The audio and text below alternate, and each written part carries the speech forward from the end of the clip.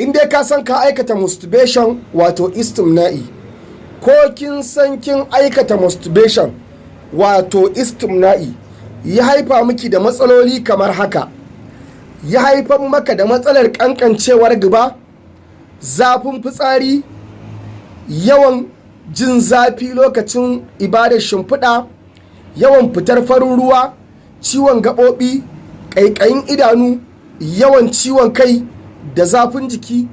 In kin san ya haifa miki wa'innan matsaloli da za mu faɗa, warin gaba, yawan fitar farin ruwa, yawan buɗewar gaba, yawan zafi lokacin da kika kusanci mai gidanki, yawan jin ɗaurewar mara da riƙewar gaɓoɓinki da yawan ciwon jiki, to lallai ki nemi wa'innan abubuwa ki haɗa, ka nemi wa'innan abubuwa ka haɗa domin samun sauƙi da samun waraka da izinin Allah.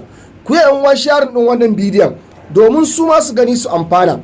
Na farko, ka nemi garin habbatu sauda, ka nemi kurkum, ka nemi citta mai kwanso, ka nemi tafarnuwa, ka nemi kanumfari, ka nemi ganyen mangwaro, ka haɗa wa'innan abubuwa guri ɗaya, ka tafasa su. In ka tafasa, ka tace, ka matsa lemon tsami a kofi ɗaya, ka sha da safe, ka sha da daddare tsawon sati 2. In Allah ya yadda, in dai kai wannan haɗi ka je ka tsugunna fitsari, za ka ga yadda za ka ringa fitsarar da mataccen mani, za ki ga yadda za ki ringa fitsarar da tattun mara da izinin Allah. Ku yi yan uwa sharing ɗin wannan bidiyon domin su gani su amfana.